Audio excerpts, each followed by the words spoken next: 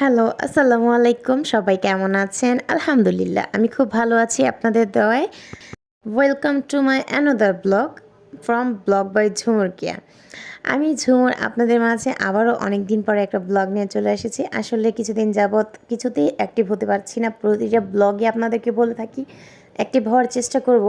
কিন্তু কি করব, এতটাই ব্যস্ততা নিয়ে আপনাদের সাথে মাঝে মধ্যে কিছু শেয়ার করার চেষ্টা করি। তারপরে দেখতেই পাচ্ছেন ঘুম থেকে উঠে আমার সকাল হয়েছে প্রায় 11টা বাজে, 10টা-11টায়। তখন আমি তারপরে ঘুম থেকে উঠে আমার হাজব্যান্ডকে পাঠিয়ে দিয়েছিলাম নিচে, যে কিছু জিনিসপত্র প্রয়োজন আছে সেগুলো নিয়ে এসো, প্লাস নাস্তা নিয়ে এসো, কারণ নাস্তা বানানোর কোনো অপশন ছিল না।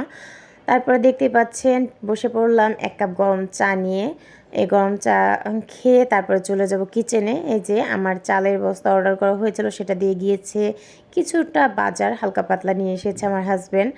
এখানে ছিল পালং শাক আর আলু, করলা আগেরই ছিল, লাউ নিয়ে এসেছে একটা, তারপরে একটু মাছ নিয়ে এসেছে। সো আমি ভাবলাম যে যেহেতু কালকে রাতের বেলা অনেক কিছু, মানে আমরা গতকালকে পোলাও খেয়েছি, আজকে ফ্রাইডে ভেবেছিলাম পোলাও রান্না করব, কিন্তু পোলাওটা রান্না করা হয়নি, কারণ পেটে দেখা যায় অনেকটা গ্যাস গ্যাস হয়ে গিয়েছে। কারণ কালকের এত পোলাও খাওয়া হয়েছে, আমার হাজব্যান্ড 3 বেলায় পোলাও খেয়েছে, আমি রাতে খেয়েছি, সন্ধ্যায় নুডলস, এগুলো খেয়ে অনেক পরিমাণ মানে খারাপ লাগছিল। তো ভাবলাম আজকে কোনো পোলাও টোলাও খাওয়ার প্রয়োজন নেই। এখানে আমার হাজব্যান্ড কিন্তু মাছ নিয়ে এসেছে 1.5 কেজি বা 2 কেজির মতো। সেটা ছিল তেলাপিয়া মাছ, কারণ তেলাপিয়া মাছটা আমি সচরাচর খাই না। তবে আমি কিছুদিন যাব তাকে অনেকটা মানে পাগল বানিয়ে ফেলেছি, তেলাপিয়া মাছ নিয়ে আসো, কারণ আমার তেলাপিয়া মাছ দিয়ে আমি বারবিকিউ করে খাবো ওভেনে, আর আমার খুব ভালো লাগে এটা। গত 2-3 বার ঘুরতে যাওয়ার পরে উত্তরা সাইডে আমি এই তেলাপিয়া মাছের বারবিকিউটা খেয়ে মানে টোটালি ফিদা হয়ে গিয়েছিলাম। তো ভাবলাম যে নিজেই ঘরে করে একবার ট্রাই করব অবশ্যই। সো হাজব্যান্ডকে বলে দিয়েছিলাম, সে নিয়ে এসেছে। আমিও আনতে পারতাম যদিও, কিন্তু আমি মাছের বাজারে দাঁড়াই না সচরাচর। আর তার চেয়ে বড় কথা হচ্ছে মাছ আমি চিনি না মোটেও, মাছ নিয়ে এসে পরে দেখা যায় একটা প্রবলেমে হয়ে যাবে, নরম বা নষ্ট মাছ দিয়ে দেবে। কিন্তু আমার হাজব্যান্ড কিন্তু মাছগুলো নিয়ে এসেছে, দেখতেই পাচ্ছেন কি সুন্দর মাছগুলো নড়াচড়া করছে, টাটকা মাছগুলো। তো ভাবলাম যেহেতু রান্না করব, চাল আর ডাল ধুয়ে বসিয়ে দিয়েছি 2 চুলায়, গ্যাস কম। দিনের বেলা যেহেতু গ্যাস থাকেই না বলা যায়, তো অল্প পরিমাণে গ্যাসেই রান্না করতে হবে, কিছু করার নেই আজকে। আর আমি লাউ নিয়েছি, ভাবলাম লাউ দিয়ে মুরগির মাংস দিয়ে রান্না করব, গরুর মাংস ফ্রিজে ছিল।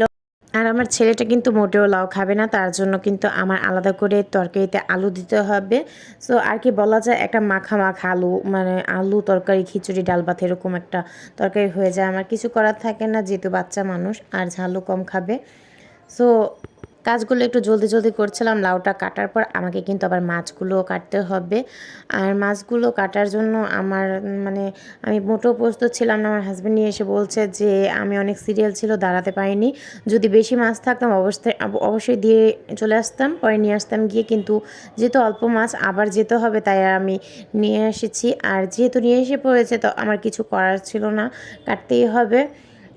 এরকম মাঝে মাঝে হতেই পারে, সো কিছু বলারও ছিল না। তারপরে এই তো দেখতে পাচ্ছেন অল্প একটু মুরগি মাংস দিয়ে লাউ দিয়ে আলু দিয়ে রান্না করছিলাম, প্লাস এই তো মাছটা কাটতে বসে পড়েছি। আর আমার মাছ কাটার মানে পদ্ধতি দেখে কেউ আবার হাসবে না দয়া করে। এই কেচিটা হচ্ছে আমার কাপড় কাটার কেচি, এটা আমি এখন ইউজ করি না, তো আমি দেখা যায় এটা কিচেনে ইউজ করি।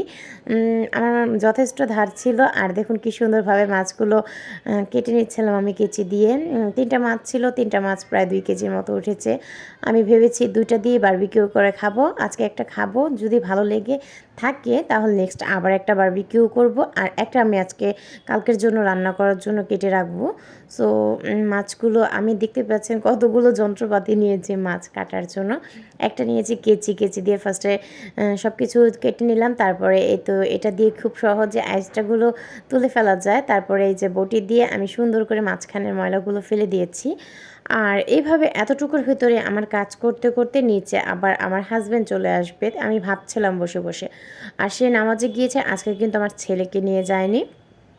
আমার ছেলেটা কিছুক্ষণ কান্না করেছে যদিও। তারপরে এই পরিস্থিতিতে আমি মাছ না ধুয়ে, হাত না ধুয়ে তো উঠতেও পারবো না। সো আমার ছেলেকে বললাম চাবি খুলে দিয়ে গেটের, যে তুমি যাও পাপাকে 5তলার গেটটা খুলে দিয়ে আসো। 5তলায় আমার একটা গেট রয়েছে, সেটা আবার খোলার জন্য নিচে যেতে হয়। সো আমি নিচে নামার জন্য মোটেও প্রস্তুত ছিলাম না। আমার ছেলেটা কিন্তু খুব ছোট, তারপরেও সে খুব পছন্দ করে, মানে দৌড় দিয়ে চলে গিয়েছে তার পাপাকে দরজা খোলার জন্য, তাকে যেহেতু নামাজে নিয়ে যায়নি। সো এই তো দেখতে পাচ্ছেন ওর পাপাও আজকে পাঞ্জাবি টাঞ্জাবি পরে যায়নি, এভাবে চলে গিয়েছিল নামাজ পড়তে। বাবার সাথে খুব হ্যাপিলি উঠেছে বাসায়। তারপরে ওর বাবা আসার সময় হাতে করে কিছু ধনিয়া পাতা, লেবু, মরিচ নিয়ে এসেছিলো, একটু সন্দেশও নিয়েছে আমাদের জন্য, সন্দেশটা ভিডিও করা হয়নি। সো এগুলো করে আমি এই ব্লগটা শেষ করব। নেক্সট ডে বারবিকিউ ব্লগটা অবশ্যই আপনাদের সাথে শেয়ার করব। তত পর্যন্ত আমাদের সাথেই থাকবেন। আল্লাহ হাফেজ।